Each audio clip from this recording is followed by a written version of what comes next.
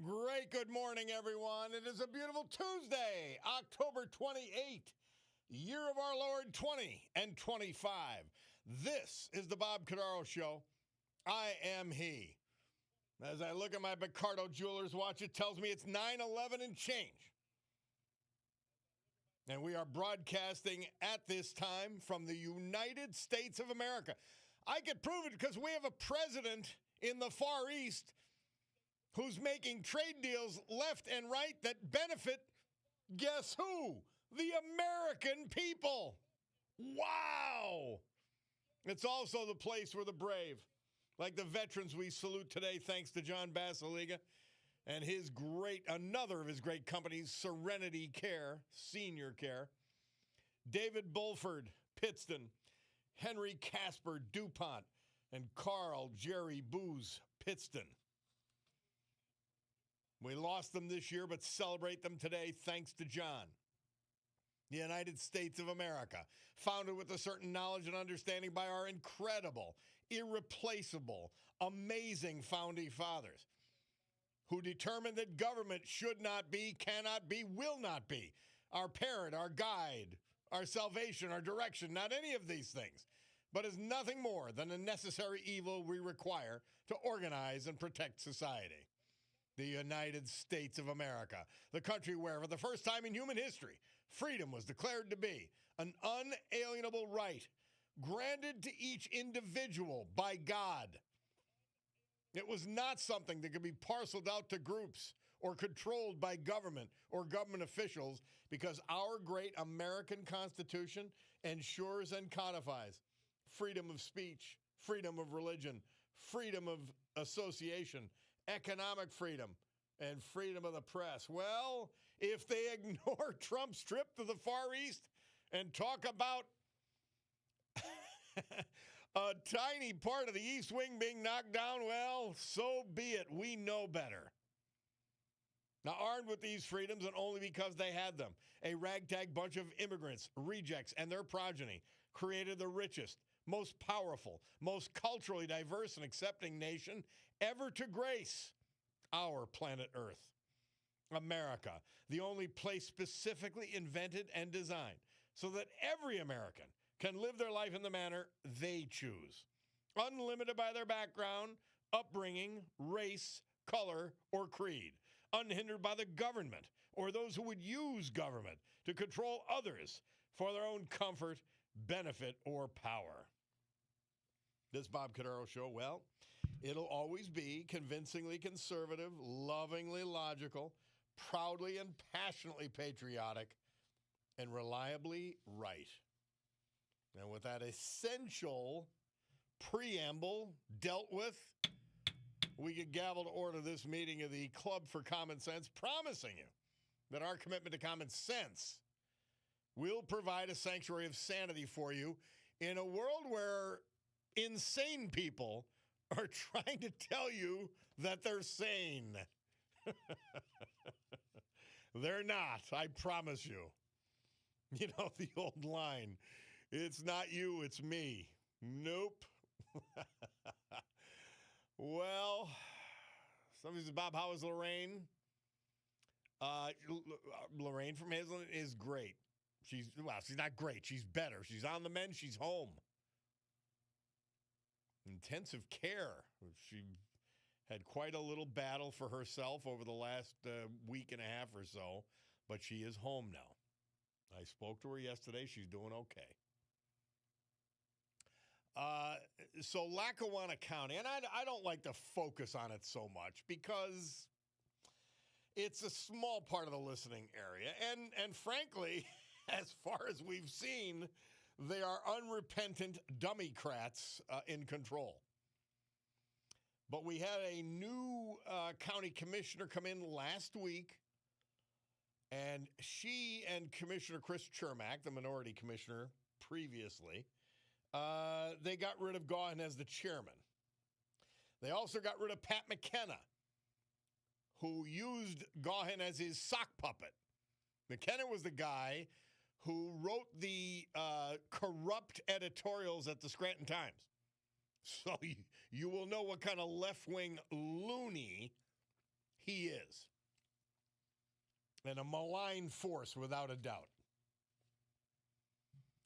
And so for the moment, for the next couple of weeks anyway, the Casey, Cognetti, Nealon, McKenna, Gaughan wing of the Democrat Party is not in charge of Lackawanna County. Now, guys, I've had these discussions with a lot of people. I said, so, all right, what do we do?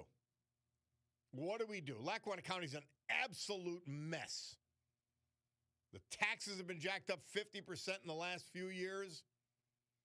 The reassessment is being fumbled and is being destructive and frightening to everybody that owns property in Lackawanna County.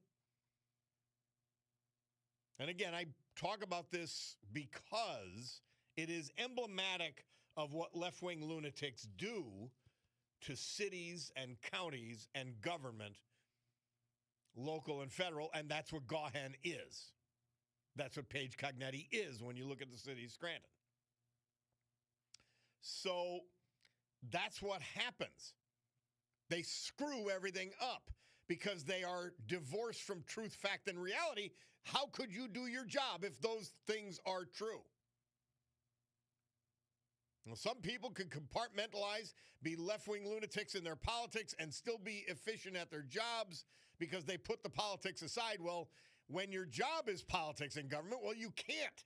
You're a complete failure. And that's what Gaughan is, and he's nuts. And he's trying to get a guy named Cappellini, who's a nice guy too. Nuts politically. Absolutely insane. All you got to do is look at Rob O'Donnell's post on Facebook to see Cappellini spitting and carrying on like a lunatic that he is. He's a political lunatic. And the only choice, God bless him, Tom Welby's a nice guy, but he will get in line with the Democrats.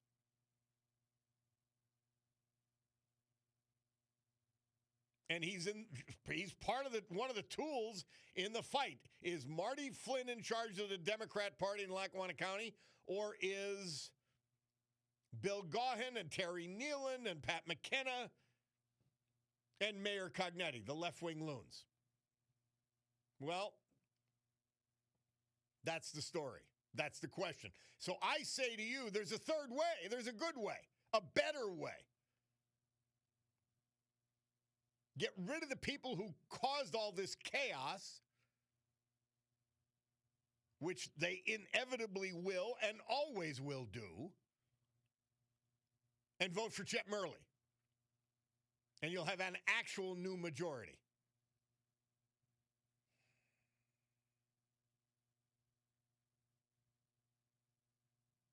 Crazy stuff. So let's see what happens. But the new majority has taken the first right step. They've gotten rid of the horrible solicitor, Frederickson, and the horrible communications director, McKenna. And there's probably a few more things they've got to do because I'll tell you this, guys. When A.J. Munchak and I won the majority, we kept a guy named Bill Rissy there because I went around to everybody that was working for Joe Corcoran. I said, look, do you need something? Do you need to stay on a little bit longer to meet your pension? You know, to solidify your pension? Because remember, you come in and all the hires don't happen the first day. So some people needed a couple of weeks, whatever. Well, I kept their communications guy, Bill Rissy, on. And he undermined us every second he could. I just sat with him finally. I said, Bill, are you serious? Are you really serious? I helped you to get a better pension, and you're doing these crazy things like setting up press conferences for the minority commissioner. But that's who they are. That's who they are. McKenna ain't changing. He would undermine everything they did for the next 2-3 weeks. Get rid of him. Frederickson, get rid of him. He's the guy who advised, Frederickson is, he advised on all this stuff. That Gaughan could act on his own and initiate litigation as one commissioner who could act as a boy king. How appropriate that Gaughan had a no kings sign in his yard. This is how insane these people are. They don't even get it. Unreal. So Chet Murley's the only answer, guys. I'm sorry. I don't care what your political persuasion is. To end the insanity, to take a real good look and review at this reassessment, Chet Murley is the only answer in the Lackawanna County Commissioner's race. And then you go to the city. Gene Barrett's the only answer. Trish Bynum can't win, period. Sorry. I'm a Republican. I think she's great. She cannot win, period. If you vote for Trish Bynum, you're wasting your vote, period. Sorry. That's fact. That's reality.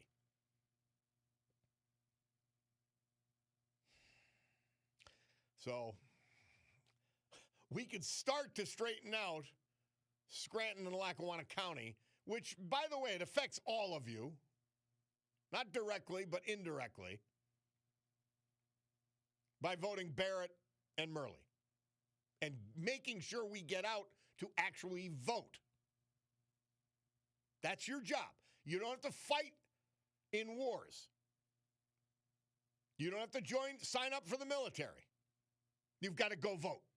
You've got to make an effort either to mail in your ballot, sign up and get an absentee ballot and do that, or go and vote on Election Day. Not too much to ask at all. All right, we'll take a break. Bob Cordaro, WILK. We'll return.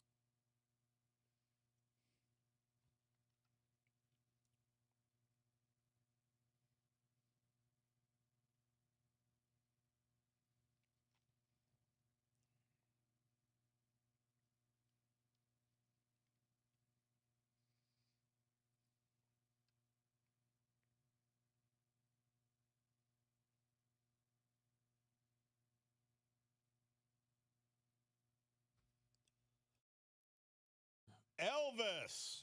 Murph tells us this date, 1956.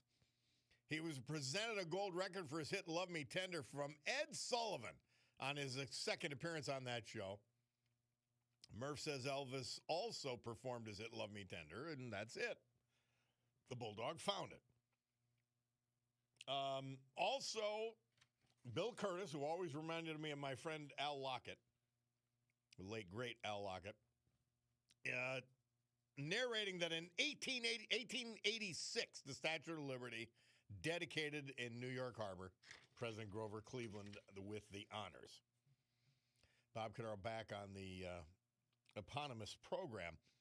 Yeah, this Lackawanna County situation, I want you to think about how insane Bill Gaughan is, how entitled he thinks he is. This is the majority commissioner who had no majority for the last 7 months. He caused all of the headache. Brenda Sacco could have been appointed 7 months ago, but for him and his illegal lawsuits, and but for an election board that was hijacked by a county judge. And then he says that the people, the county that he screwed up, it's everybody else's fault. That it's a naked power grab, he called it. His power grab was so naked, it was insane. Like, remember, the left-wing lunatics like Gaughan, like his running mate Cappellini, they always say they accuse you of what they are doing and what they are thinking and what they are planning, always. My friend Gary said that saw Chet Murley at the debate, county commissioner debate at the U of S. He didn't move the needle. Well, we need normalcy. He's not an exciting guy. He's solid. We need people. We need to have a county government that you don't even know they're there for a little while. That doesn't jack up your taxes, that doesn't act with arrogance. And by the way, let's go back one other step. Gaughan couldn't even keep his partner. Matt McGloin, first taste of politics. He basically said, this is insane. Gaughan is insane. I've got to get out of here. I have this great reputation, NFL football player, Penn State star. I cannot have this person drag me down with his lunacy. And he left. Gaughan caused that too. So every problem that Lackawanna County has was caused by Gaughan. And he thought they were going to keep him as the chairman. My God almighty.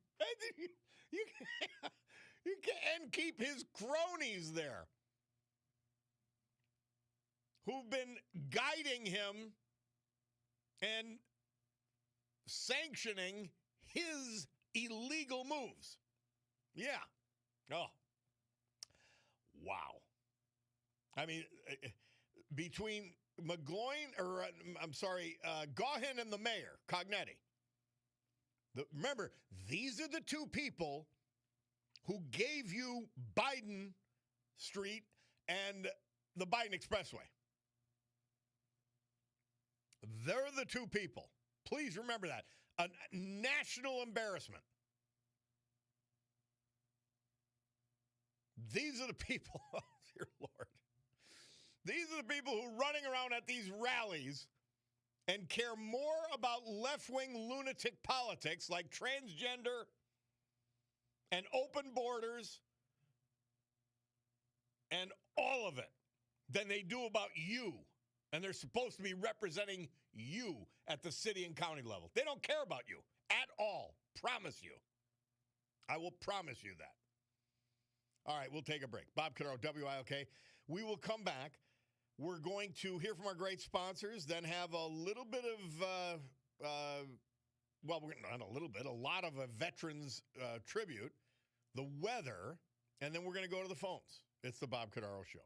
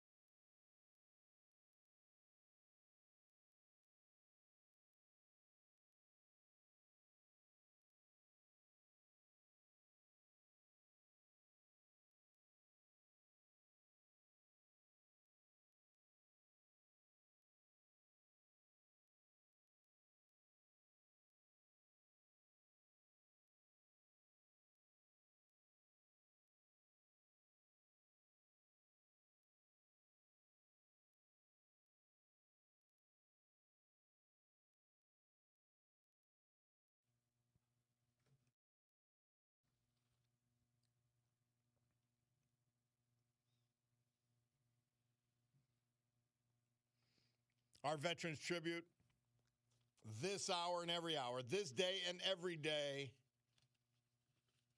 as steadfast and loyal to this country as our veterans, our man John Basiliga. And today we feature his company Serenity Care, a personal care community with 4 locations: Mid-Valley, Old Forge, Wyoming, Kingston. Dementia care units at Mid-Valley and Kingston. All 4 personal care locations completely renovated inside and out. John has a passion providing the highest quality senior care in the area and beautiful personal care homes for seniors to live in. The gold standard of senior care, Serenity Care.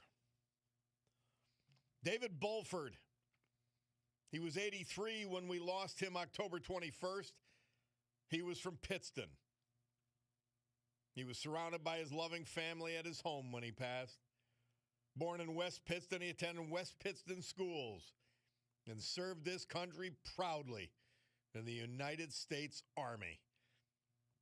He worked in local manufacturing for years, including at the Tops Company, Duryea. He later retired from Mia Products Music. Avid outdoorsman, he loved his hunting, fishing. He also loved woodworking. In addition to his parents, he was preceded in death by his wife, Beverly, and tragically, his son. He'll be sadly missed by his surviving children, Bonnie and her husband Thomas, Bud Jr., his grandchildren, 6 of them, and grandchildren, as well as many other family members. David Bulford. Our veterans this hour brought to you by John Basiliga and Serenity Care. Storm Tracker 16 forecast from meteorologist Joe Snedeker. Today, mostly sunny, 55 degrees. 39 outside the studios right now. Tonight, fair skies, 38. Wednesday, morning sun, then increasing clouds, 55. Thursday, cloudy with rain, heavy at times, 55. And I didn't hear an update, but I heard Joe tell the morning news yesterday that Friday is going to be diminishing showers. And so the kid, does anybody go trick-or-treating anymore? Now, I have this dilemma, which maybe some of you have as well. And by the way, this is more important. Bob LTS back at you, and that means love the show. I used to play basketball at the Oblates in Pittston with Jerry Booth back in the early 90s, and I was in my 20s. He must have been 60 and was such a strong player in person. He'll be missed, says Slick. Well, we're honoring him in our third hour. And thank you. I love hearing about the veterans outside the lines of their obituaries. I really do. All right, Bill from Pittston. We tried to get into this yesterday. We just ran out of time. He's calling in about Stephen A. Smith, who I don't think much of, but fire away. Yeah, it was my fault. I called late, so I was, I appreciate you trying to squeeze me in. But yeah, I used to actually like Stephen A. Smith when he was on with Skip Bayless because I couldn't stand Skip. But the thing is, I've watched this transition over time. Now he's starting, but mostly last year, started to get involved with politics. And he'd vacillate back and forth. I mean, he'd go on Hannity. Hannity kisses behind. Say, oh, that's a good point. Absolutely disgraceful, yeah. It's like Hannity saying, see, I have a black friend. Yeah, exactly. That's exactly it. And, he's kissing his butt, and then he's talking favorable about Trump one hand, and the other hand he's talking about the Democrats and throwing enough to Hannity he thinks he's winning him over as his first black friend, as you said. So, then he praised Trump for the border. And then he talks, people says that, they're saying, Smith says, people said I should take a shot at it in 2028 as a Democrat. And then he says he regretted voting for Kamala. Then he criticizes Crockett, and then comes the repentance. He was excoriated by Joyanne Reid as being misogynistic. So now came the apology tour. He apologizes to Crockett, saying she's great, she needs to be outspoken. Really? Then he criticizes Trump and said he wants nothing to do with Trump because of his treatment of a black woman. And he goes on to say Michelle would have destroyed Trump by 1 million votes, and Crockett should keep talking. And then listen, he talks about how he admires Carmella. The short of it is Stephen Smith is an attention-seeking whore, and he is not very bright, but he's very clever. Like, he knows how to get on the air with these various because if he agrees with Sean Hannity on Fox too much, well, then they won't put him on CNN. And so, and MSNBC. And he's just looking for relevance. He's looking to make money. He's looking for clickbait, trying to create clickbait. There's no there. There's no intellect supporting any of his positions. I don't dislike him. That's not where I'm going to find my knowledge. That's not where I'm going to learn anything. That's for sure. Well, he's a narcissist, and he really does think he can win in 2028, and he's sucking up to the left. Somebody just texted in, Bill. Don't forget what he did. He said that Trump caused the NBA scandal. That's my next point. He's completely he's just think about what would make you stand out on any issue, what position, he'll take it. Doesn't matter what it is. That's what tripped my trigger, because he even said, Trump is coming after the NBA. Blame Trump. And he said Patel's just an instrument of Trump's revenge. And he said, WNBA, he's coming after you next. That's what really frosted me. He's gone so far to the left. But Jason Whitlock, I love that guy. He destroyed Smith. He's the best. He destroyed him. But I guess it all comes down to what Ronald Reagan used to say. Whitlock has true intellect and a true depth of intellect. And he has gone beyond sports. Stephen A. Smith thinks that it's a game, and there'll be another one tomorrow, so we can root for somebody else tomorrow, and let's make a call on this game and ignore what we said about the last game. It's just silly. He's a silly person. Well, you see how he's setting the table for people like Newscomb and what's the guy that slept with the Chinese spy? He's not trying to do anything but set the table for himself. He's setting the table for whatever will get him on more shows and will create more clickbait and will make him more listened to. And there's nothing there. There's no there. Yeah. Well, like Ronald Reagan said, freedom is so fragile, we must fight for it. Freedom is never more than one generation from extinction, and that's why we got to fight against these guys. And the snake oil salesman like Stephen A. Smith will always be with us. He's harmless. I mean, again, he's harmless. I don't like, oh my God, he's quite harmless, because anybody that listens to him long enough and observes him over a period of time will realize that he's just out to get attention, and that's fine. Go ahead. But when people like Sean Hannity, who's not a genius to start with, when people like Sean Hannity make him into an important spokesman, they're really making fools of themselves, frankly. Oh, he slobbers all over them. Yeah, I know. All right, man. Thank you. Good points, all. We'll take a break. Bob Cordaro, WILK. We'll be back.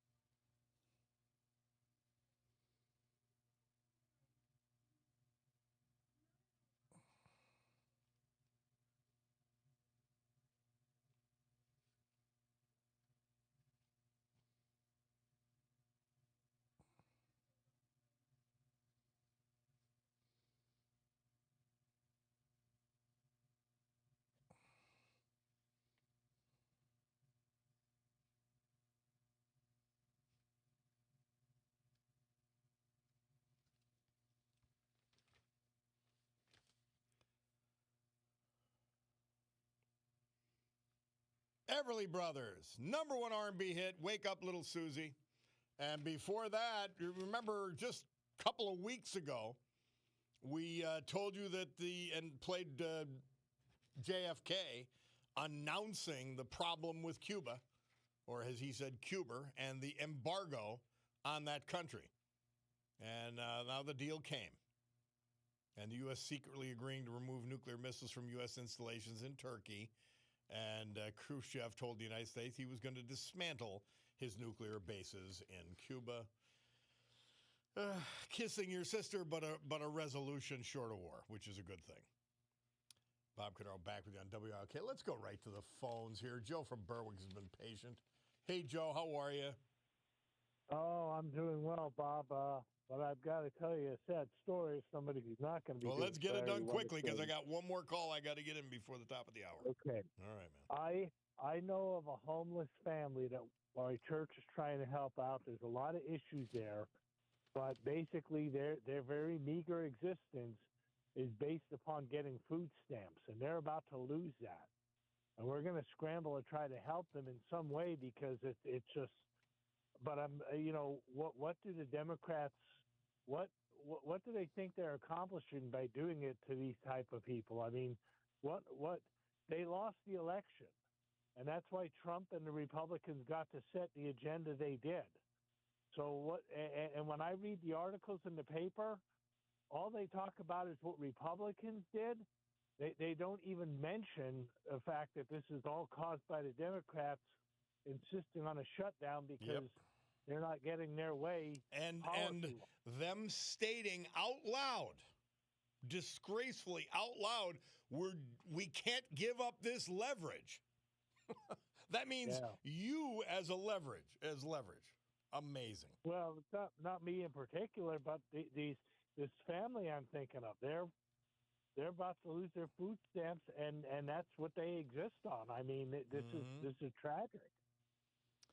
This is what lunatics do. This is what they do, and these poor people are gonna have to live with it. I know a lot of people. We were talking with a guy named one of our great listeners named Doug, and he's very worried. My cousin Tommy P. They're very worried. What happens? What do I do? And the Democrats have not bent. It's 28 days in now. It's crazy. Yeah, they're crazy. They're crazy people. How else could we expect them to act? Well, I've heard you say often that they're doing this so that payment can go directly to insurance companies, and they're the ones who would benefit from the Democrat plan. The most. I'm not sure how you get to that, so I'd like you to explain that a little bit more. Because the subsidies for providing health insurance for Obamacare recipients, those subsidies go to the insurance companies. They don't go to the people receiving them. That's who's going to get the $400 billion they have slated. Obamacare has failed miserably, and this is a way to shore it up by paying these insurance companies not to flee the marketplace, to not provide coverage. Otherwise, they may not provide coverage. By the way, the damage of this failed program has been increased premiums, substantially increased premiums, and substantially increased deductibles for people, substantially increased co-pays for people. And now they're going to give the insurance companies $400 billion to stay with the program. Yeah. And people are going to get subsidized in that fashion. The people don't get the money. The insurance companies get the money. Yeah, and everybody knows that. Everybody knows about the premiums and deductibles. That's just, All right. Well, thank you for explaining that, Bob, and having me on. All right, my friend. Thank you. All right. And that was an important subject, so we went right up to the top of the hour. My Bacardo Jewelers watch tells me it's 10 o'clock and change, which means we've got to go to the news. But I want to remind you, not only is Bacardo Jewelers a great jewelry store, I mean, outstanding. I just absolutely love it. And I'm not a jewelry guy, but Cutie is. But watch store, Nothing like it. Raymond Weil, Breitling, Oris, Longines, Michelle, Shinola, Luminox, Swiss Army, Seiko, Tory Burch, Victorinox, Boulevard. And what I'm wearing is the beautiful Bicardo Jewelers watch. It has Bicardos right on it. That's my favorite. We'll take a break for the news. We'll come back. It's the Bob Cordaro Show.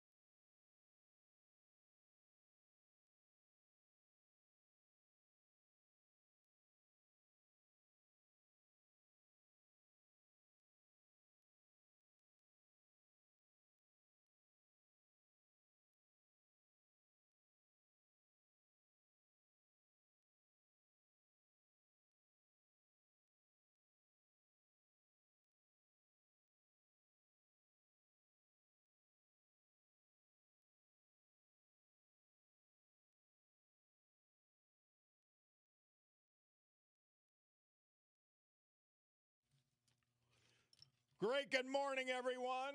10:09 a.m. here in the great Northeast. That's what my Cordaro Jewelers watch tells me.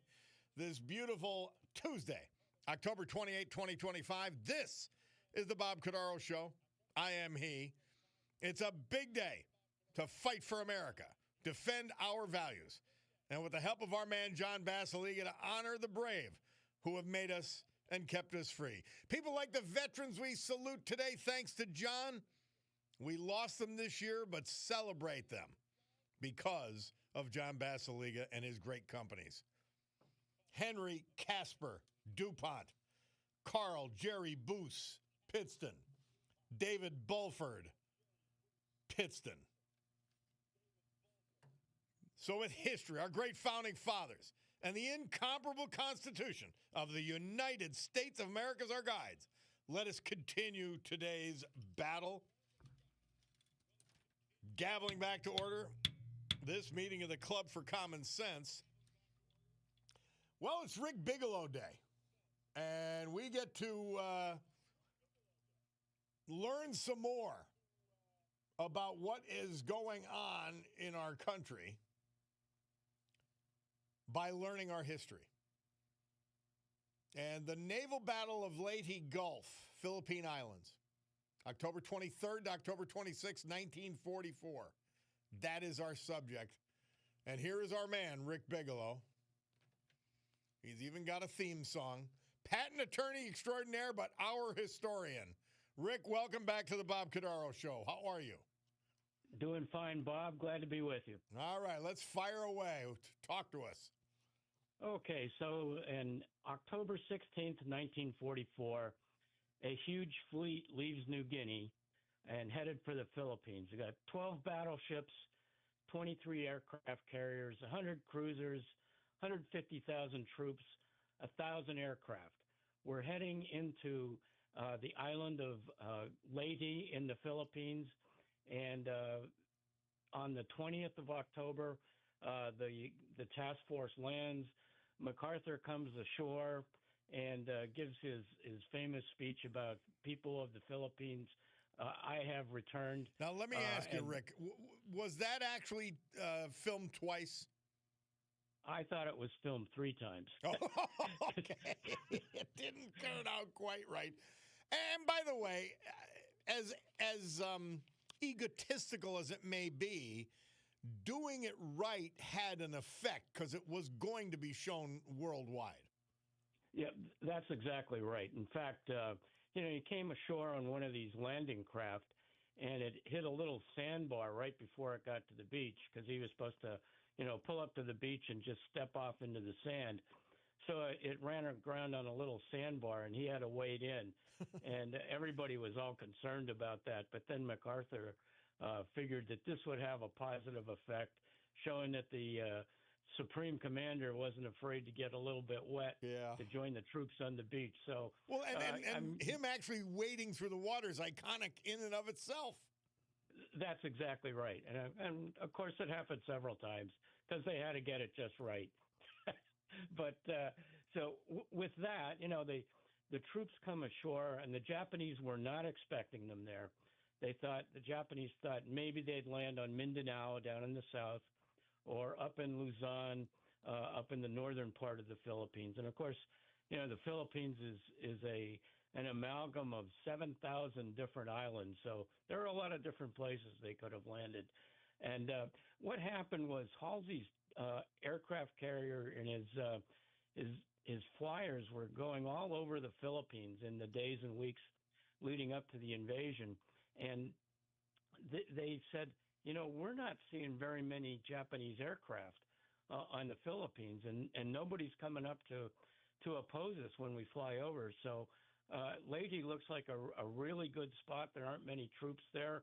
There's good beaches, and so they changed they were initially supposed to land in Mindanao, but they decided to land a little bit further north up at Leyte.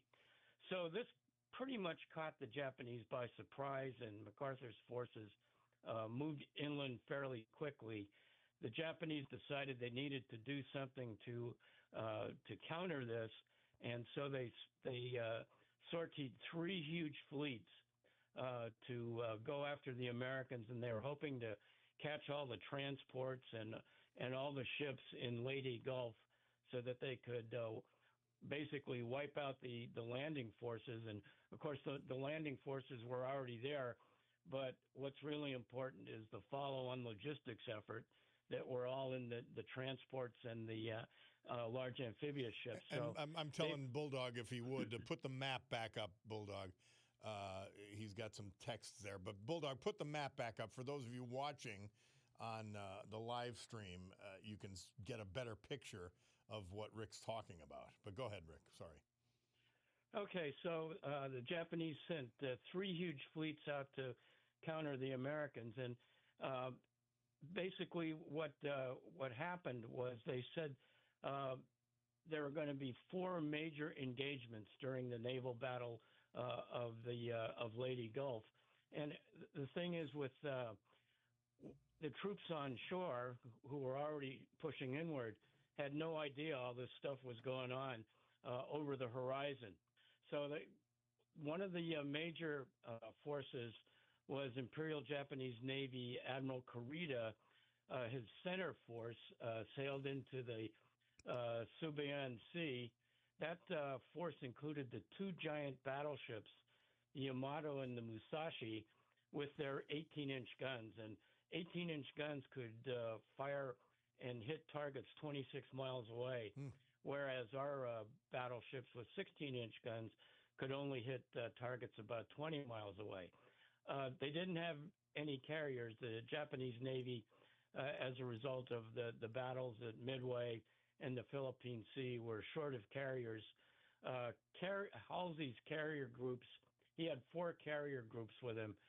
He had actually had enough carrier groups that he sent one of them under Vice Admiral John McCain, who was Senator John McCain's grandfather. He had sent him back to Ulithi, about 1,000 miles away, to refuel and then come back.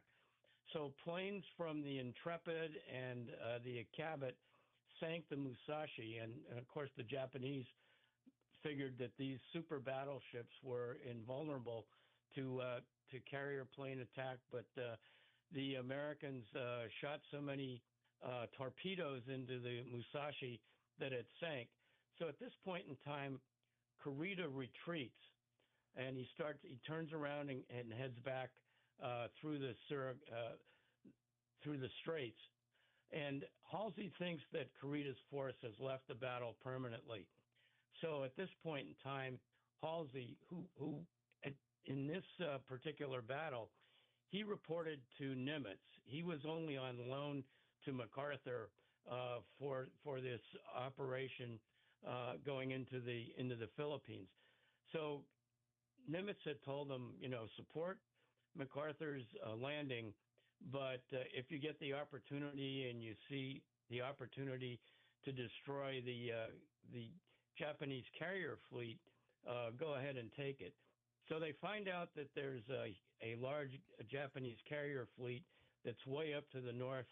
So Halsey leaves the beachhead and heads up north to go after the Ozawa's carrier fleet. Now, let me ask you, Rick, at this point, we had already fully compromised, or pretty fully compromised, Japanese communications. So that would play a part in all we were doing, right?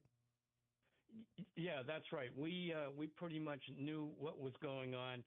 We had broken the Japanese naval code as early as the Battle of Midway, and so we pretty much knew what they were doing.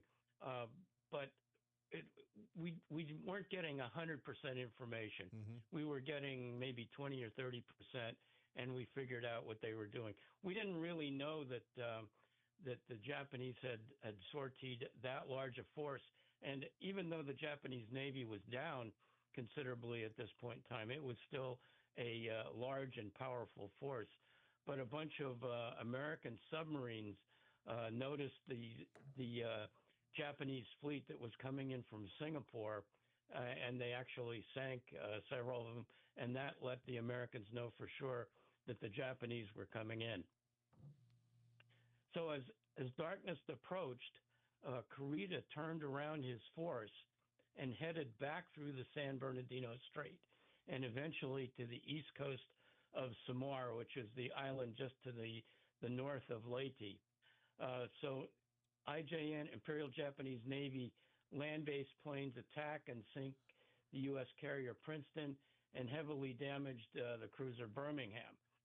So at the same time, there is a southern force under Japanese Admiral Nishimura's southern force approaches Leyte from the southwest. And the whole idea was the central force and the southern force would meet up outside of Leyte and they would crush the American ships at the beachhead. Nishimura's southern force was huge, had 2 battleships. It was joined by another force that had another 3 battleships. They had about a dozen destroyers and cruisers. The 7th Fleet battleship force under Rear Admiral Oldendorf waited for them and basically set up a trap and ambushed them as they were coming in a night battle. Oldendorf's force had 6 battleships, 4 cruisers, actually 8 cruisers and 28 destroyers and a bunch of PT boats. So this was the last battleship-to-battleship fight of World War II and actually probably the last battleship-to-battleship fight in world history. Yeah. The U.S. forces destroyed the Southern force in a night battle, and what was left of them retreated. This is also interesting and noteworthy in that this was the first time that organized attacks by Japanese Navy special forces, known as the kamikazes, actually went after American shipping. So the next thing that happens is the Battle off Samar on October 25th, 1944. Right. Rick, at that point, we'll take a break. Bob Cordaro, WILK. Rick Bigelow is our guest. The Battle for the Philippines is our subject, World War II. We'll take a break and be back with Rick.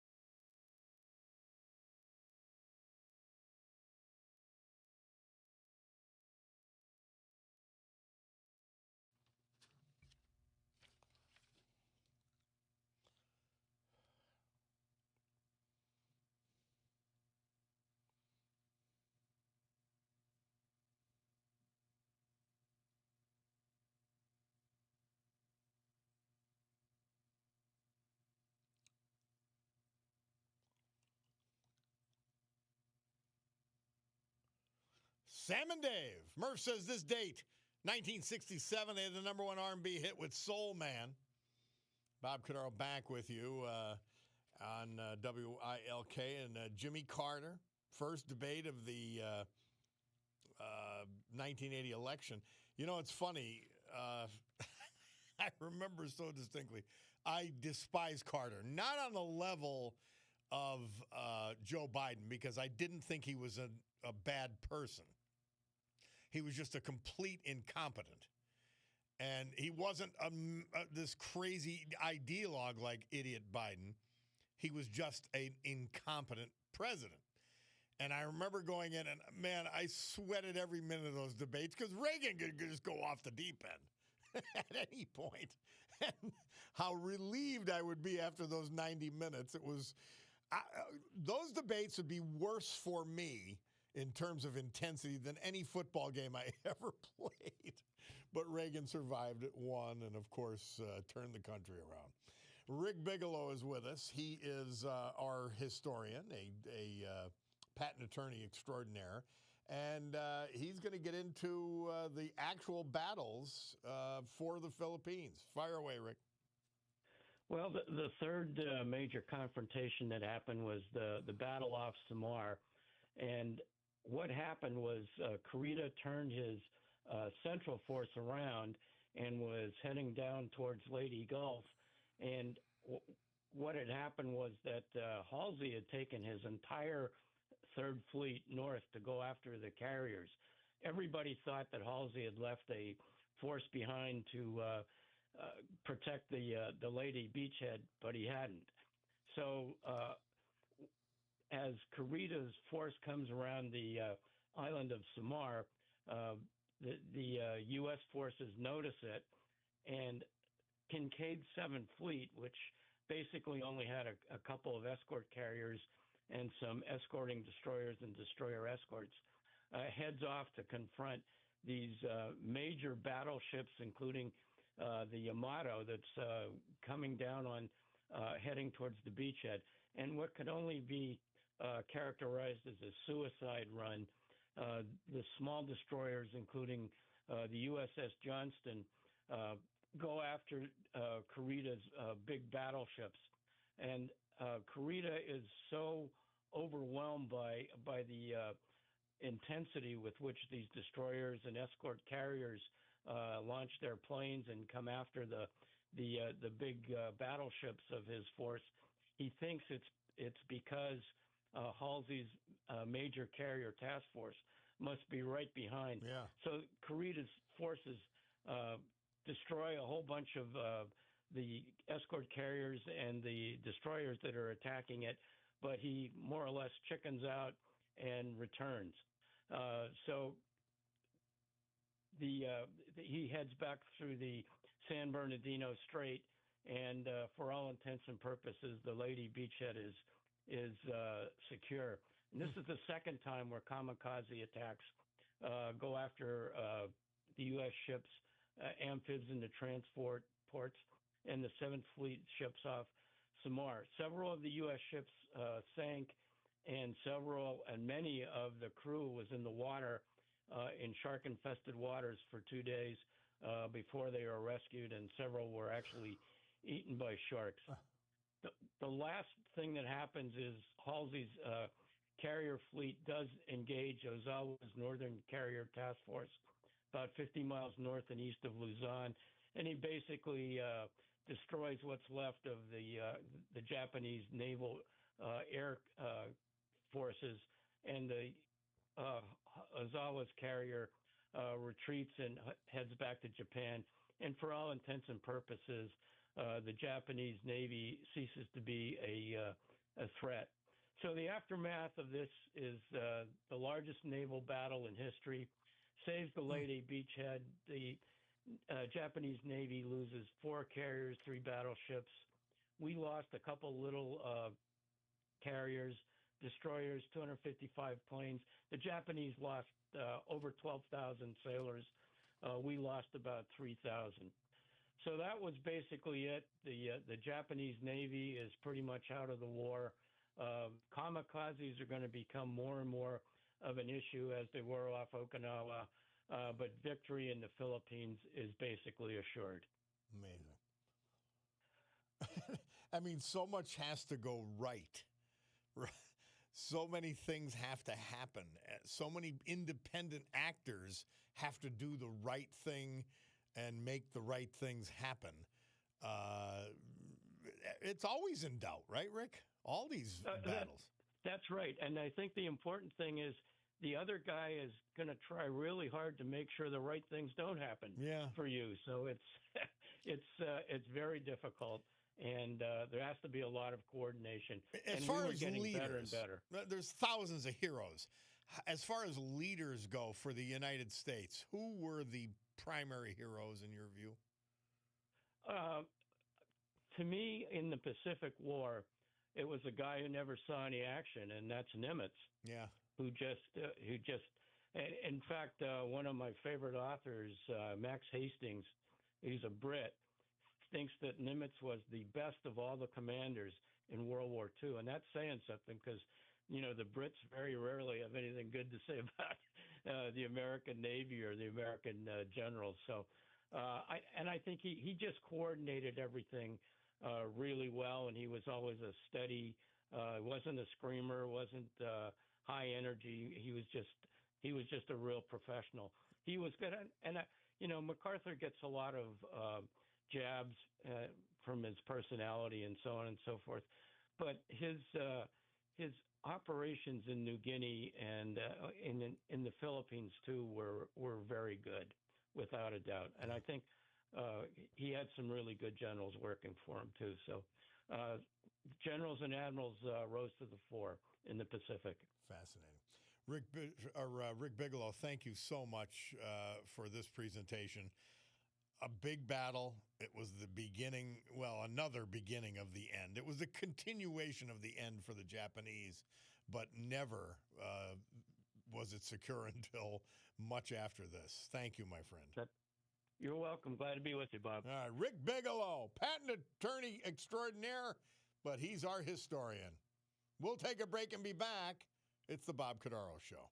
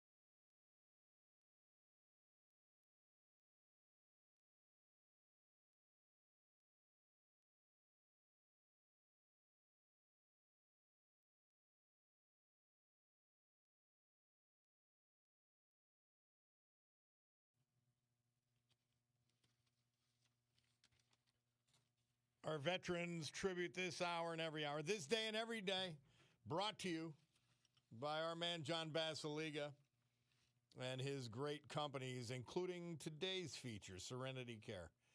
A personal care community with 4 locations in Mid-Valley, Old Forge, Wyoming, and Kingston. Dementia care units at Mid-Valley and Kingston locations. All 4 of these facilities have been completely renovated. They're accepting new residents. John has a passion for providing the highest quality care and the best facilities for seniors to live in. The gold standard of senior care in Northeast Pennsylvania, Serenity Care. Henry Casper. He died October 15th at age 81. He was from DuPont. Born in Taylor, 1962 graduate of Pittston High School. He was employed throughout his life and early on by Brooks Manufacturing in Old Forge and later the GoEx powder plant. He also worked for Schott Optical in Duryea and Golden Technologies in Old Forge. Henry Casper served this country in the U.S. Army during the Vietnam War. He continued his service and was honorably discharged. He was a member of the DuPont VFW. Surviving are sisters, nephew, niece, grandniece, grandnephews, and many other family members. Henry Casper, our veteran this hour, sponsored by John Basiliga and Serenity Care. Storm Tracker 16 forecast. For meteorologist Joe Snedeker today, mostly sunny, 55. It says 45 right now outside the studios. Tonight, fair skies is down to 38. Wednesday, morning sun, then increasing clouds, 55. Thursday, cloudy with rain, heavy at times, 55 degrees. Bob Cordaro back with you.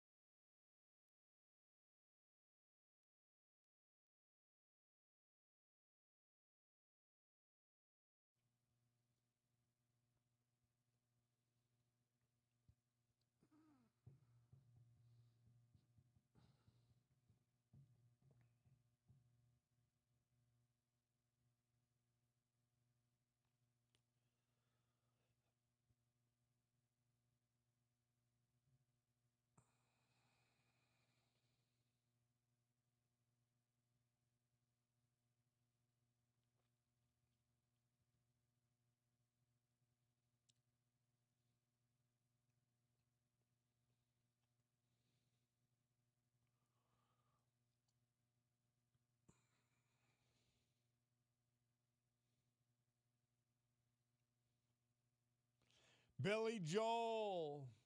This date, 1978, Murph tells us he released his hit, My Life. And before that, Governor Shapiro. He's all in on using his leverage and making people suffer. to win what? $400 billion for insurance company?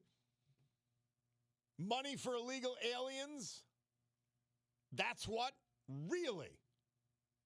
And by the way, there's plenty of time to fight for it later.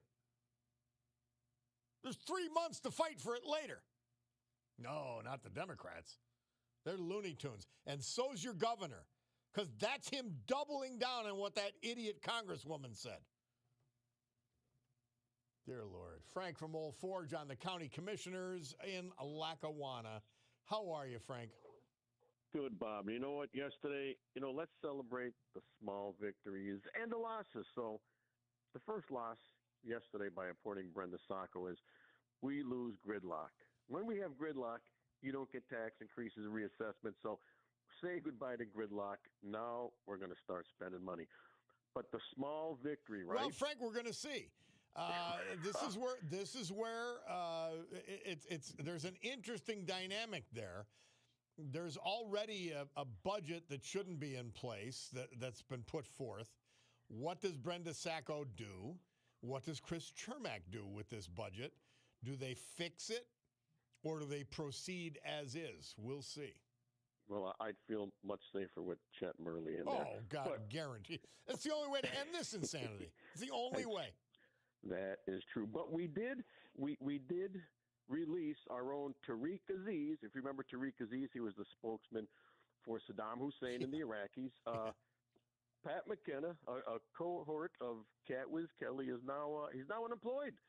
So that's pretty good. He was the Geppetto behind Billy Gahan, the narrative of the lying collusion. Oh, Billy Gahan was his sock puppet. Media. Yeah. They were inseparable because Pat McKenna was trying to be part of Gahan, the Boy King's brain. So, you know what? It's like I said, farewell to gridlock and not getting tax increased and government spending, because Billy Gahan absolutely wants to grow government to the point that it collapses us, the people that are paying the property taxes and not getting the services. So, but it is, I watched the conduct of the meeting, and Brenda Sacco she's not someone that knows these things and knows how to conduct the meeting. Whereas Chet Murley serves on two boards. He's on the zoning board for both Lackawanna County and for his township. So guess what? The guy's got experience. He knows, especially the point that Chet Murley makes is the Senate Bill 939 that Marty Flynn is trying to champion as the answer to stopping data centers. It does nothing but reaffirm the fact that all zoning is local. It happens in your community. And if you don't have the right zoning in place right now or working on it, then a data center could come in and crush you and nothing can stop it. So I think that's a great point that Chet made. And Chet, we're in Archibald. The Marty Flynn's bill is a Trojan horse in favor of the data centers. Especially when you see Marty Flynn posing with the financiers of the data centers, which is not you and I, Bob. We don't have that kind of money. So Marty is entangled with these data centers. And boy, from what I've seen and what I've heard, not the place to be, especially next door to them. Well, the continued fight in the Democrat Party can only end with the election of Chet Murley. That's right. You get Bill Gahan back if Cappellini wins, and then you have two on steroids, Bob. dedicated left-wing lunatics in charge of Lackawanna County, and neither of whom knows anything about how to run a county. And then if you elect Tom Welby, great guy, you get I don't even know what, but you get continued support for people like Paige Cognetti. And if you elect Chet Murley, you get change. And we need it desperately. Yeah. Here's another point that was broke yesterday. We had a Chet Murley for commissioner event in Old Forge. Sharon Soltis Sperano, who has been researching this reassessment, has found that the two parties that brought this suit, one of them has died, so they no longer have standing. And the other person wasn't paying property taxes at the time of the lawsuit when it was filed, and the attorney pretty much solicited these people to do something, allegedly. So there's a lot of stuff going on here that if you have a strong commissioner-based people that want to fight for the taxpayer and us, you'll see a total turnaround in the county, which is, God, Bob, you know what? I don't care if you're Republican, Democrat, Independent. We just need it. It's just got to be run correctly. We're desperate for normalcy. Yep. We really Amen. are. Thank you, Frank. Always a pleasure. You're welcome, Bob. Hey, Tom from Clark Summit checking in. He says that, and I don't know this to be true. I'll just say it because Tom said it. The leader of the Democratic Party, AOC, doesn't even know what it's in a gin and tonic. It's possible. It really is.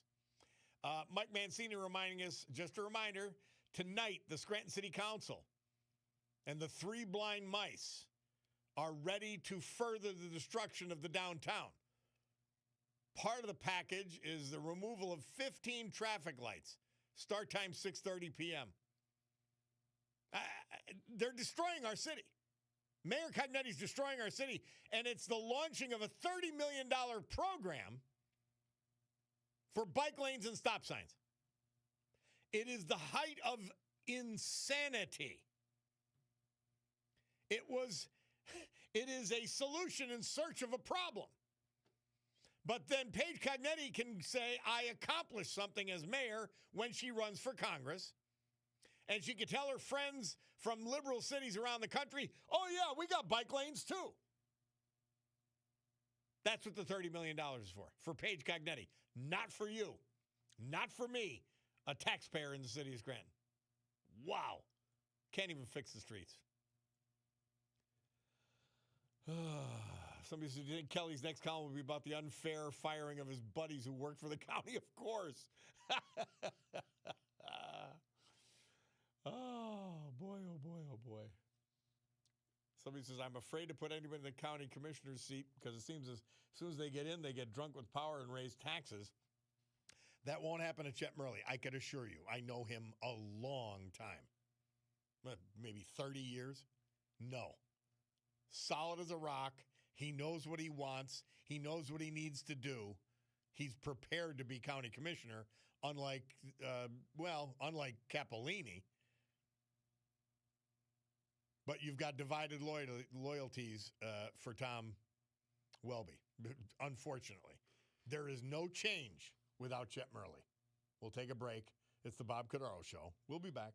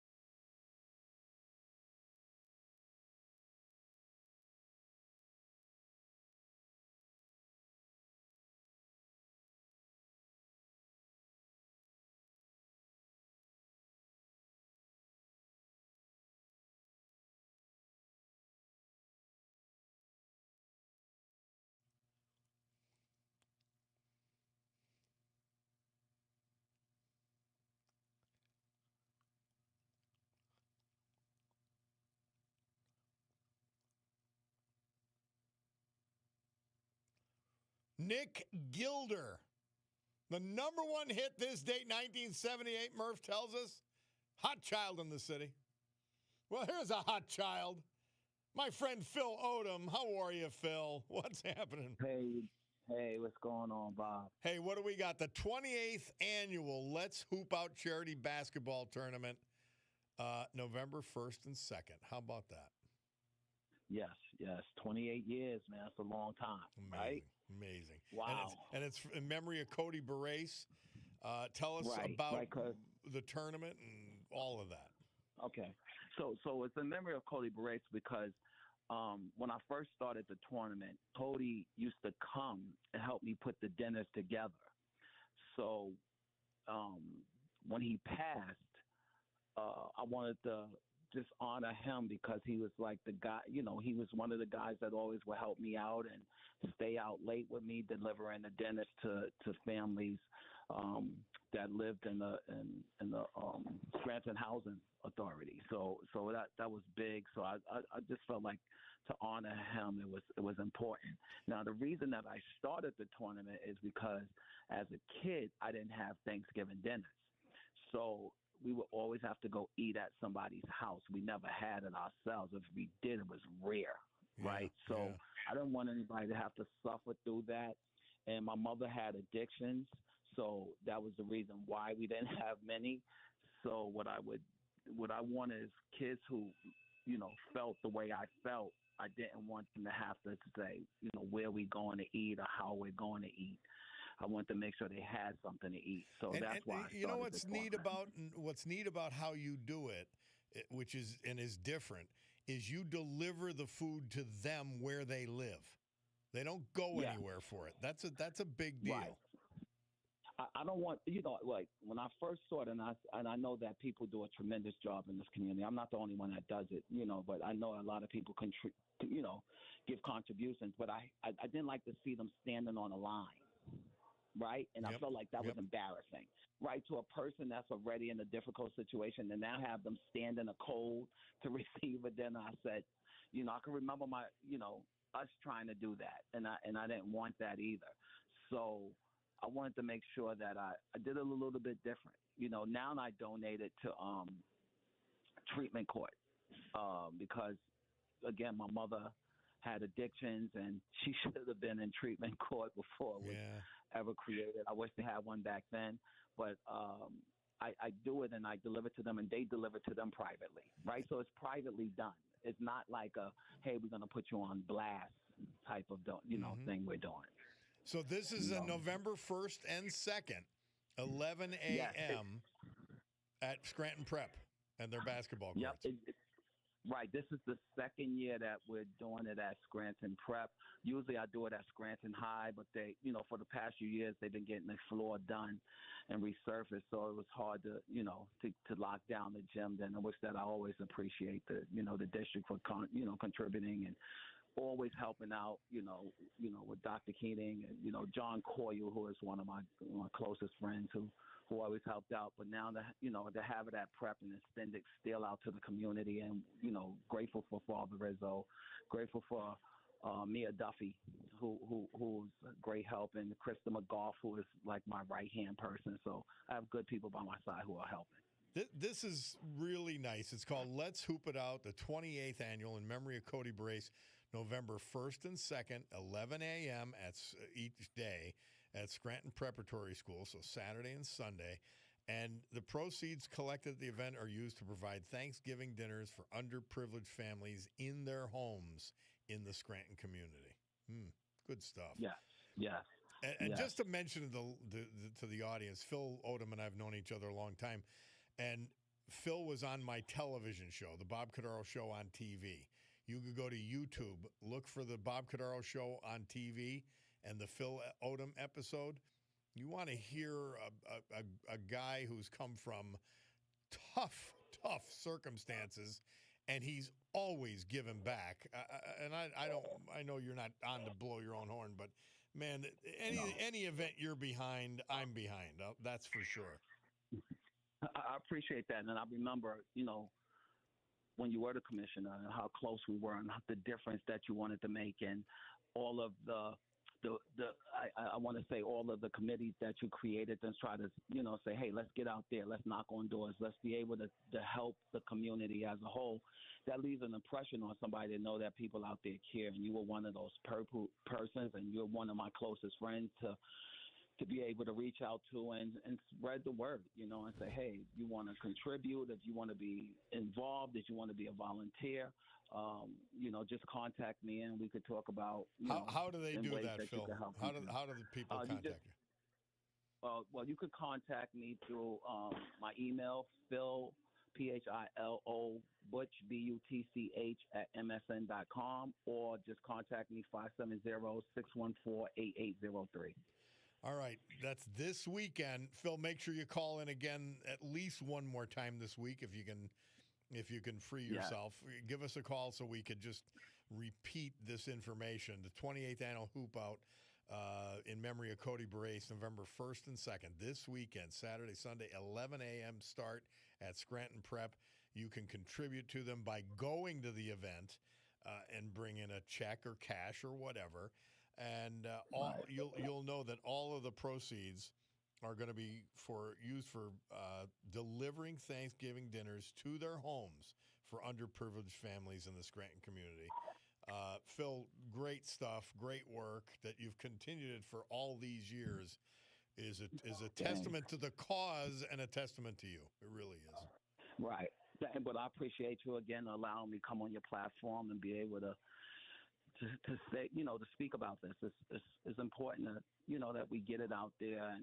And once again, we do it in a manner where we're not trying to promote it to the point where we're trying to just do it for us, but for the families who are in need, especially at this time of year, So thank you so much. And like I said, I love you and I appreciate you, Bob. You've always been incredible to me, and I'm forever grateful for Phil, a friend of the show, Jeff the Bugzar Owens, says that he and his family love you. So, well, okay, Bugzar, get involved in this thing. Let's get it done. Phil, call in again. We'll talk about this again, the 28th annual Hoop Out. Love it. Thank you. Love you. All right. And tell Jeff I said thank you as well. Appreciate him and his family. All right. We'll take a break for the news. It is the news on the Bob Cordaro Show. We'll be right back.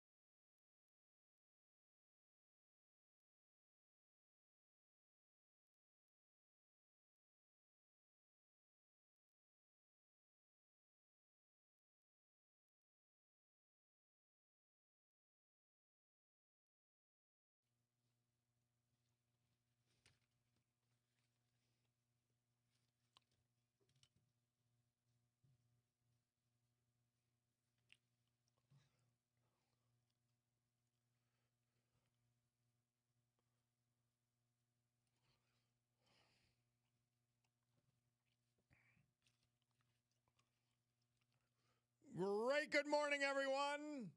My Ricardo Jewelers watch tells me it's 11:10 and change. Let's say 11:11 right now. Here in the great Northeast this beautiful Tuesday, October 28, 2025, 48 degrees outside the studios. This is the Bob Cordaro Show. I am he, and it's a big day to fight for America, defend our values, and with the help of our friend John Basiliga and Serenity Care, one of his great companies, to honor the brave who have made us and kept us free. People like the veterans we've lost this year, but salute today. David Bulford, Pittston, Henry Casper, DuPont, Carl Jerry Booz, Pittston. So with history, our great founding fathers, and the incomparable Constitution of the United States of America as our guides, let us continue today's battle. Gaveling back to order this meeting of the Club for Common Sense after a brief news adjournment, promising you that for the balance of this morning, our commitment to common sense will provide a sanctuary of sanity for all of you. And man, do you need it when they are blowing smoke up your patooey, constantly lying. We have an entire political party that's all they do is lie. And sadly, it has seeped down to the local level. And the worst of the offenders is a commissioner named Bill Gaughan, the Boy King. This song dedicated to him. Not at the time, but today.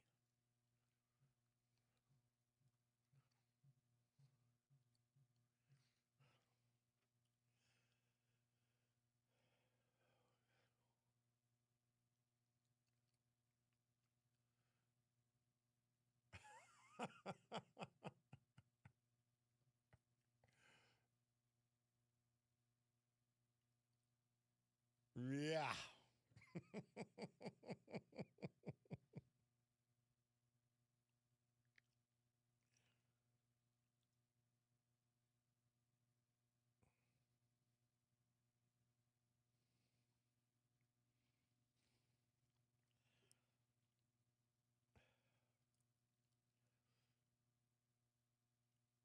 The Boy King, Billy Gaughan, he's been displaced.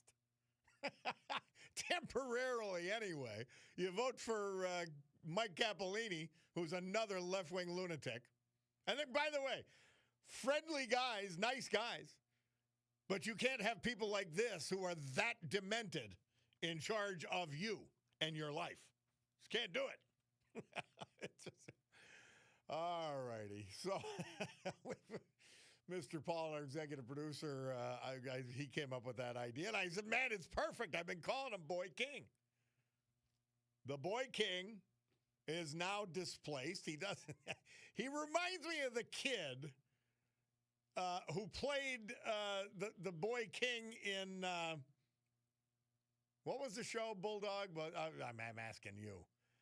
Game of Thrones. That's who Billy Gaughan.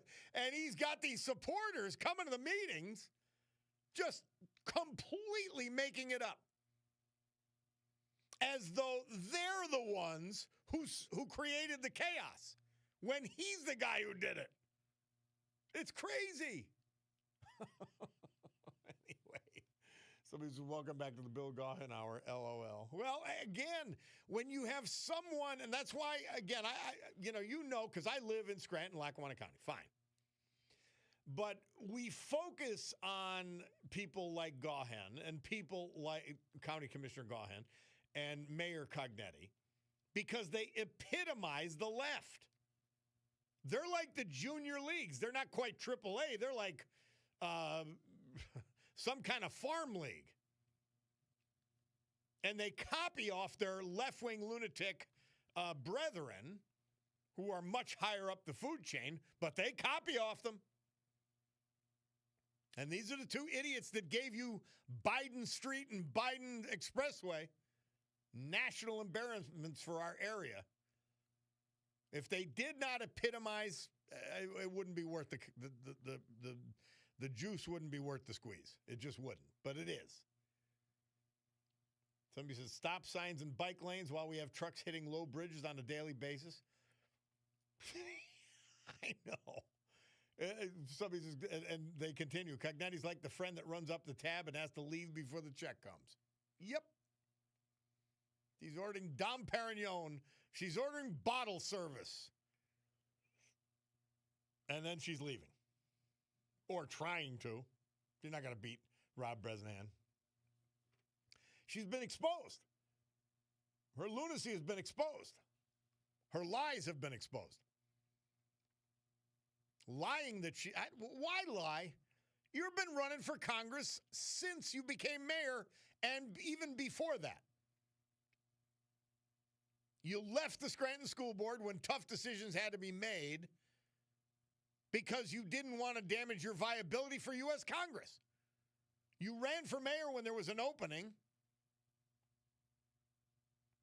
And you have this fake old boy nonsense. It's all lies. You have the new left-wing lunatic alliances. Crazy stuff. Sad stuff. Hey, let's go to Andrew from Jersey. Andrew, how are you, man? Pretty good, Bob. And I always think of what you said. If to be an ideologue leftist, you have to be a hypocrite and a liar. And on a much worse scale, but in New York City, the Mandani's father is a professor, and that sick. shows how he's a sick man. Poisoned. Right, and he's a liar. He said that colonialism started in the United States with whites. It never existed in history, which is a lie. And he said that the Nazis, when they gas chambered and built concentration camps, they wouldn't have been able to do that had it not been for America, who taught them. Abraham Lincoln. That, which, yeah, Abraham Lincoln taught the irony, taught like you the said, Nazis a hypocrite, how to separate people. He's a hypocrite because he's actually Indian from India, and he's a Muslim, and Arabic and maybe North African black Muslims invaded India, and at the sword. By the way, let us not forget. Muslim, let us not forget invaded. from India, that is the home of the caste system. I mean, to even try to make these insane comparisons, it shows you what a sick, phony this goofball Mamdani is. It's scary. Man, it's scary. And throughout history, we know there was invasions, the Mongol hordes, and India itself. Dinesh D'Souza pointed out like how many times it was invaded by different races. And lastly, they try to like differentiate that if a crime or an invasion is committed by a different race, somehow it's worse. Like if there's a murder or a rape, it doesn't matter what race or where the person it's an equal crime. So to tell these egregious lies, like you have people like that teaching our kids. Yep. And Bill Ayers, his wife, she was part of the Weather Underground on the FBI's most wanted list. She was a professor in Chicago. He was a professor.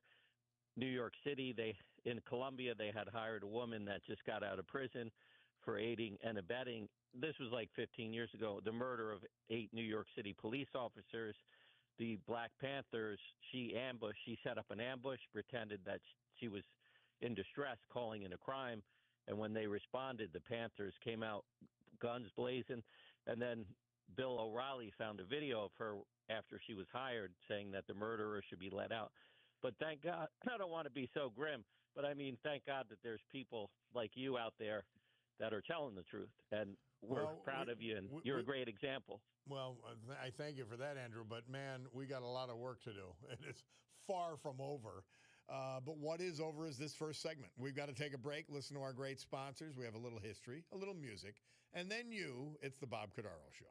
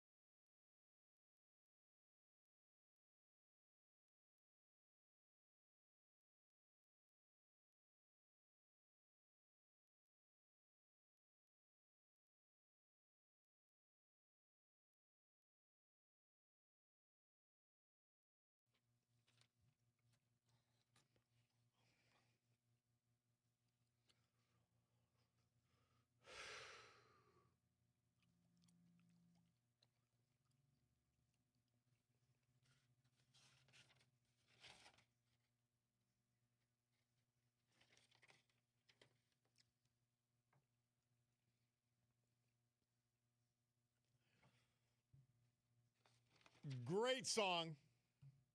Idiot artist. John Mellencamp. Just shut up and sing, John. This date, 1985, he released his hit Small Town. Great song. And 2013, Penn State says it would pay $59.7 million to 26 young men over claims of child sexual abuse at the hands of former assistant football coach Jerry Sandusky. I've never forgiven Penn State for their reaction, for firing Joe Paterno, embarrassing him when he had nothing to do with it and did the right thing. It actually almost surprised me. Now, number one, Sandusky was not coaching at the time this was disclosed. And he had an event that occurred in the shower that an assistant coach reported to him. He reported it immediately to the athletic director and the president of the university. I don't know what responsibility he had beyond that. The funny thing, though, you look back, Sandusky was the guy. If Paterno was not, just for example, here in Northeast Pennsylvania, they have that great dinner. If Paterno wasn't there, Sandusky was there. And he came across a man's man. But how the university powers that be and the board decided that Joe Paterno was more to blame than I don't know who. I mean, Sandusky had a foundation that's mentored and saved abandoned children. And none of these experts detected what Sandusky was up to. But they expect an 84-year-old guy, football coach, to be in the middle of it when Sandusky hadn't worked for him for years. Oh, I'm not going to forgive him until that Paterno statue is back up at the football field. Just will not forgive. A disgrace how they behaved. Lots going on. We're still talking about the ICE situation in various left-wing lunatic cities and how they're being resisted, how they're being assaulted. Well, who are these people? Please. Who are these people opposing the imposition of the law? They should all be arrested. Why would you protest and put in danger federal law enforcement agents? You should be at Capitol Hill protesting. Change the laws. Change the law. That's what you should be doing. But these are sick, goofy people, and many, many, many of them are being paid by twisted establishmentarians and leftists who have the demise of this country in mind. By the way, that's what freedom brings. That's what freedom of speech, that's what it brings, this kind of idiocy. But to me, it's a positive. We know who the idiots are. We can just go to a No Kings protest. You'll know who the idiots are. You'll know who the Democrats are. We played that African-American woman saying, if you hate Donald Trump more than you love this country, you are the problem. And that's exactly right. Quite amazing.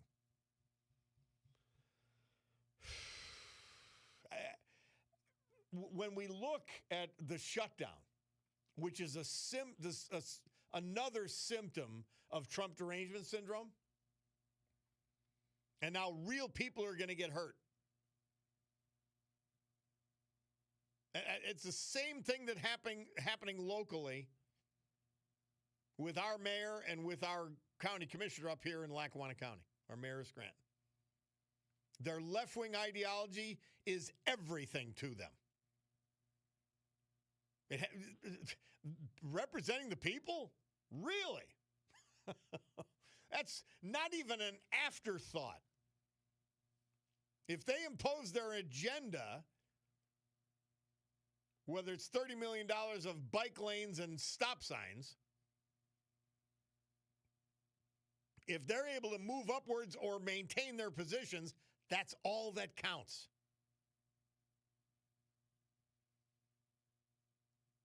Absolutely nuts. Absolutely scary. And it can be undone. You know, when you look at the elections, and I was happy to hear that great commercial against the 3 Supreme Court idiots, political hacks from Allegheny and Philadelphia counties. Wecht, Donahue, and Dougherty, spelled Dougherty. They pronounce it Dougherty with the hard G in Philly area. These are the people you've got to vote no to. They've got to be stopped. And we've got a governor who's doing the same thing. In the state of Pennsylvania, we have no budget for all these months. And he lauds the National Democrat Party for using their, quotes, leverage while real people suffer, while the economy suffers. I'm telling you, if they think they can harm the economy with this shutdown, that's just a side benefit. They don't care who gets hurt. They never do. They don't care about crime victims. They care about their agenda. They don't care about fentanyl victims. They care about their agenda. They don't care about children who are sexually confused. They care about their agenda. They don't care about girls who are trying to compete in sports and just have a little privacy in a locker room or a bathroom. They care about their agenda, and it's sick, twisted, and it's based in evil. Somebody says, Bob, why are you so obsessed with bike lanes? Major cities have them all the time, and it's a major selling point to a city. Ha! Please tell me them. You already said this. It's probably the same person. You said it 2 weeks ago. Who's selling bike lanes? Hey, come here and locate your business. We have bike lanes. I've never heard that, ever. So you don't know what the hell you're talking about, number one. Number two, we don't need them. Number one, I haven't seen a bike in downtown Scranton for, I don't remember the last time I saw one. That's number one. Number two, they're safe driving on the streets. There hasn't been a bike accident. There aren't people getting slaughtered. They said it's for safety. That's what the mayor said. She's lying. She wants to play like her big boy friends, left-wing lunatics in cities like Denver. That's what it's for. So the next mayor's conference, and when she's running for Congress and trying to raise money, she says, oh, well, I put bike lanes in Scranton. We're just as progressive as any place. And boy, they fought me real hard. And I didn't put any pools in. I put splash pads. She forgot about the fact that teenagers are the one who cause problems if they're not occupied, and teenagers don't use splash pads. Sorry, Paige. It's copycatting left-wing lunatics. So you don't know what you're talking about. They are not a major selling point to a city, and they are not needed here. Major city, fine. I don't care. It's the anti-automobile, anti-fossil fuel agenda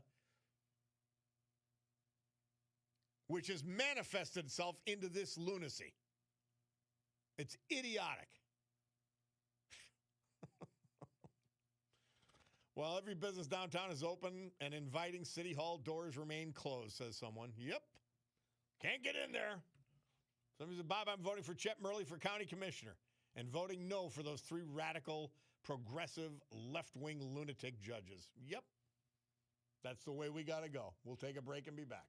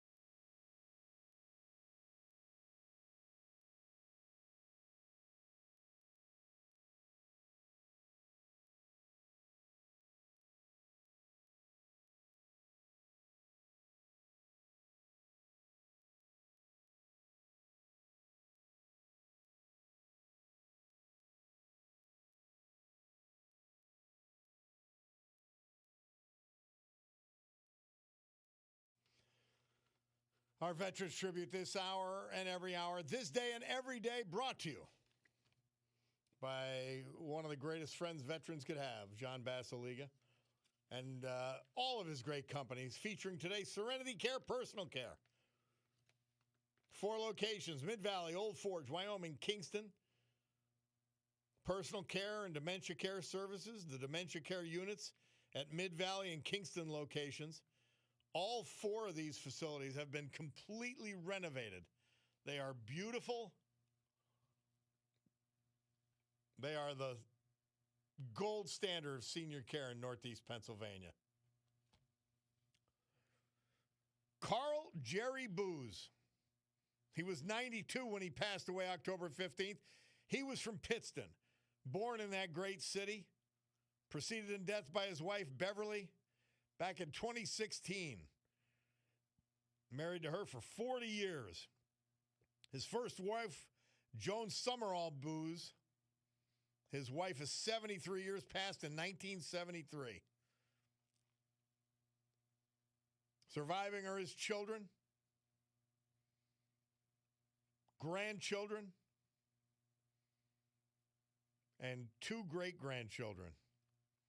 He lived a long and fulfilling life, raising a large family, looking after his parents, including his 7 kids, serving during the Korean conflict, building an engineering career, playing in multiple sports leagues. Born and raised and lived the majority of his life in Pittston. He graduated from the former St. John's High School in 1951, where he played baseball and was a quarterback for the football team. Upon graduating from high school, he enlisted in the U.S. Air Force, where he achieved the rank of Staff Sergeant. He was one of 4 turret gunners on the 11-man B-29 Super Fortress at Randolph Air Force Base, Texas. At age 20, he was deployed to Okinawa, the staging area for North Korean bombing raids. He flew 26 night missions, 30,000 feet over North Korea, from January to July of 53 with the 28th Bomb Squadron, 19th Bomber Wing. He didn't speak much of his time in Korea until later in his life. Then he spoke with Jack Smiles, correspondent at the Pittston Dispatch. He was an Air Force vet. He survived those 26 Korean bombing runs. One of his harrowing missions, he was located in the B-29 top turret. The 15-plane squadron was readying for bomb drops as the enemy searchlight battery locked on the squadron. In that same moment, he would recall, I looked up and froze. About 100 feet above us was another B-29. Its bomb day doors were open, and I was staring at the full load of 500-pound bombs. In the last second, that B-29 went left, and the bombs fell away instead of on top of Jerry.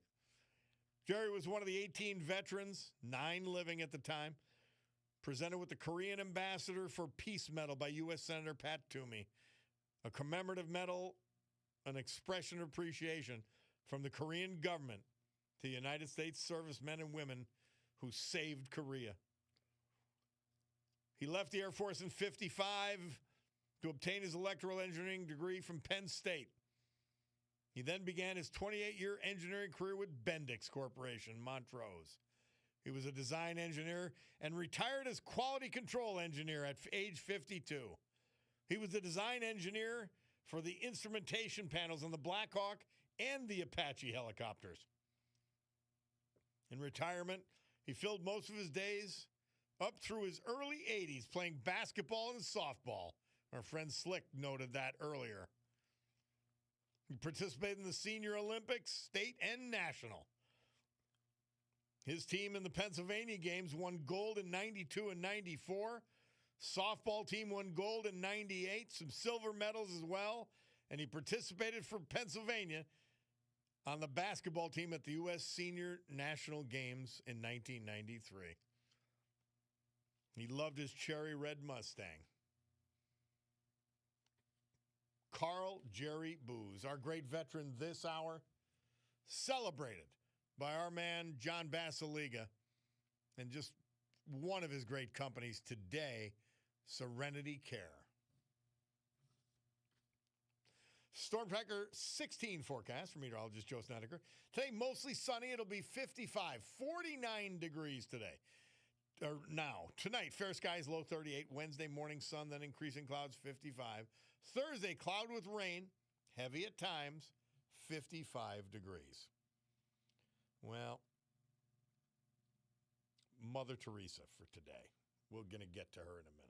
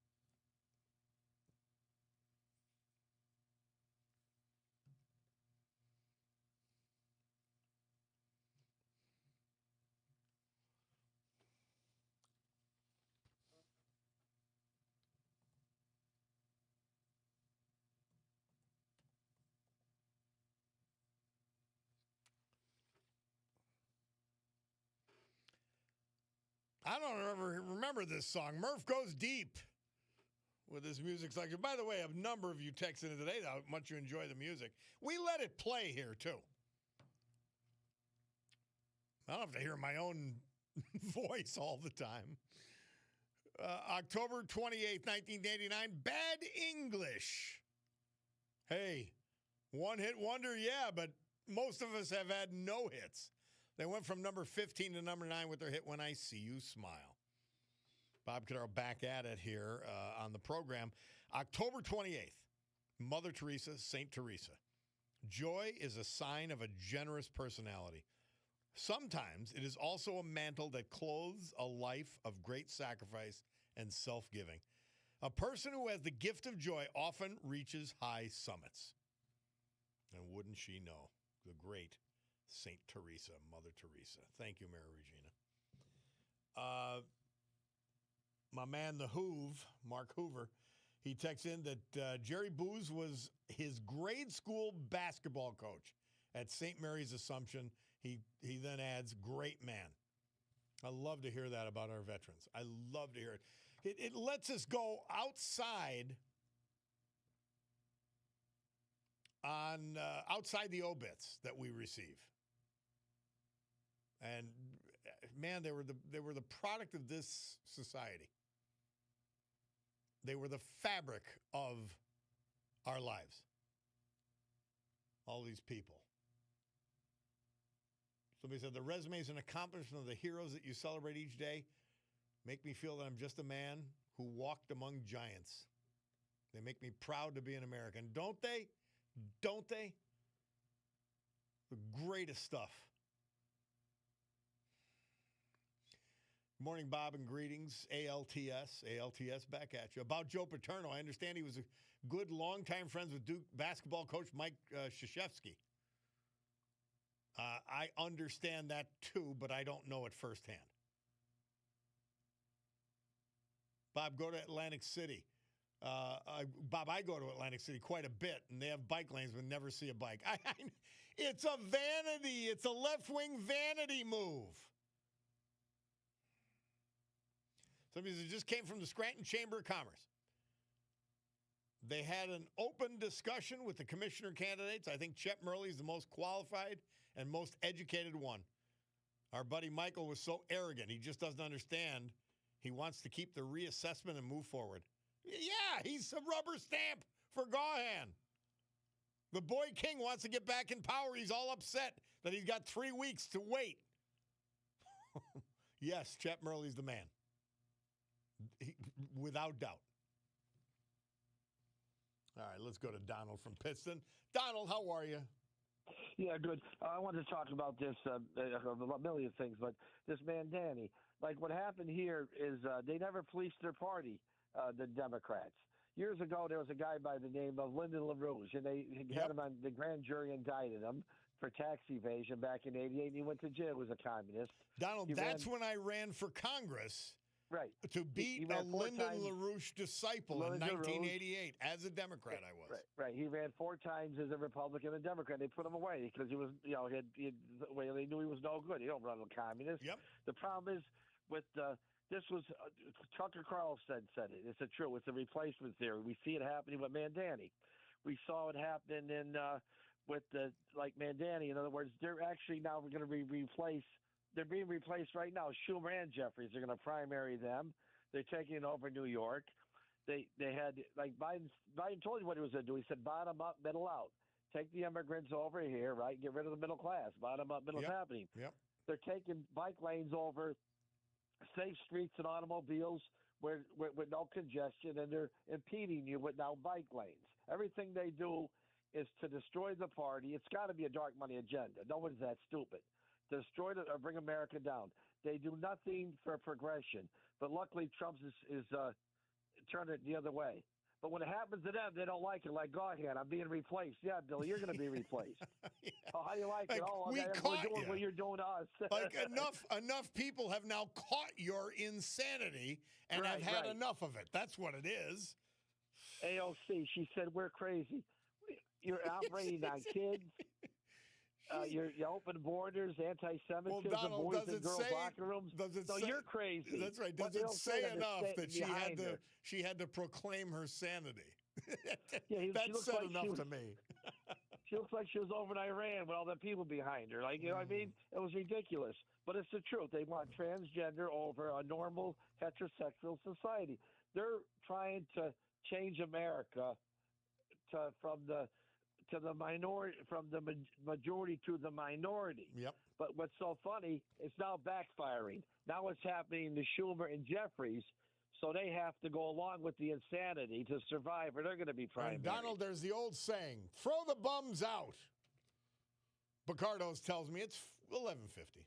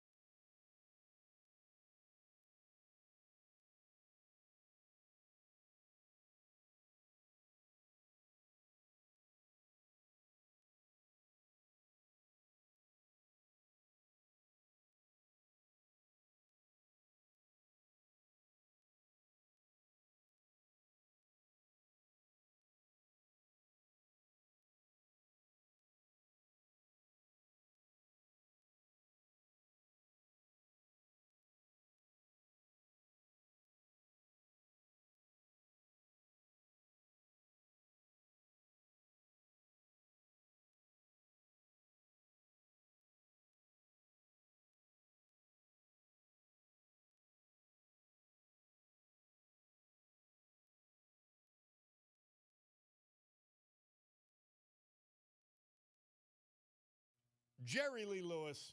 Murph says he passed away at age 87, this date in 2022. Whole lot of shaking going on. Man, he was a crazy guy, but that's okay. He was a good crazy. Hey, let's see if we can sneak this in.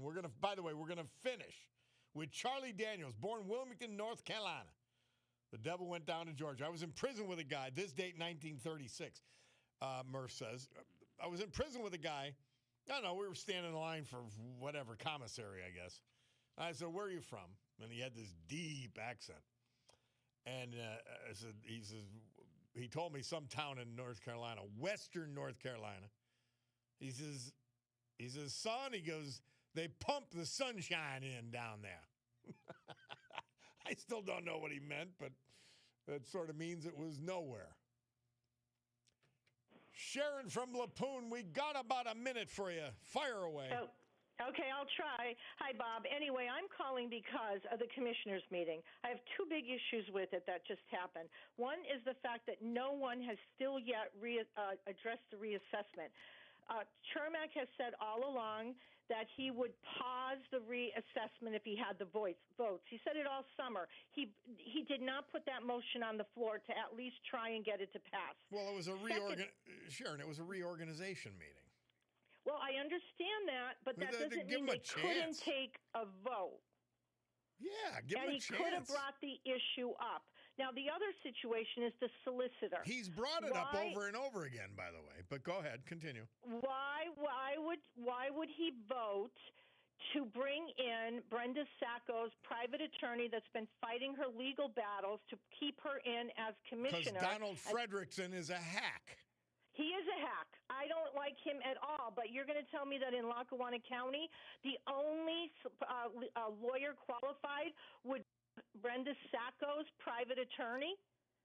I'm not telling anything. I don't know. I okay, really don't well, know. I say there's many qualified attorneys in Lackawanna County, and no that doubt. created a huge conflict of interest. We have a commissioner's I don't race. see a conflict of interest there, Sharon. I really don't. Okay, well... They're in the same direction, which is the whole point behind having your solicitor, that you're on the same page. I'm not defending Brenda Sacco. I'm just saying you put your guys, the people in that you want. That's what she Brenda did. Sacco is still fighting. She's like an election denier with the upcoming commissioner's race. Well, there shouldn't have been another election. That was done by, in my view, a political wing of the Democrat Party that wanted an election because the appointment wasn't going to go their way. Well, then, by what you're saying is they've put her. Sharon, let me give you a summary. Let me say I'm saying this. Let me give you a summary of what I'm saying because we do have to go. Chet Murley needs to be elected because it's the only chance we have to change Lackawanna County government. I won't deny that. No, that's all. Then we're on the same page. Well, this nonsense will continue. Well, I agree with that, but the only other issue is the fact of the legal fees that keep rising when the solicitor for the county has to take on when the county gets sued for this reassessment, and Brenda Sacco continuing to look to stay on till 2028. Well, let's see what she does before we condemn her for doing it. Let's see. Okay. Well, I'm going to say she's going to do it. So that's me personally. Okay. Okay. Thank you, Bob. All right. Thank you, Sharon. I appreciate it. Keep watching them. Keep watching them. We need people bird dogging like this. We need it. All right. Thank you, Bob. Thank you. Hey, Picardo's watch says it's noon. That means I gotta go. But thank you for that call, Sharon. It was worth it. By the way, Chuck from Cordaro wants to know, what do you know about anyone running for Superior Court judgeships? We've interviewed Maria Batista on this show for about 5 times. She's outstanding. That's my vote. Maria Batista for Superior Court.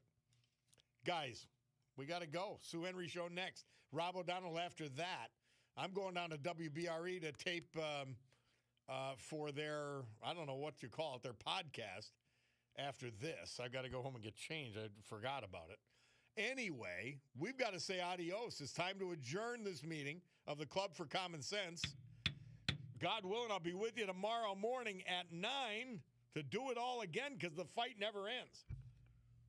Have a great afternoon.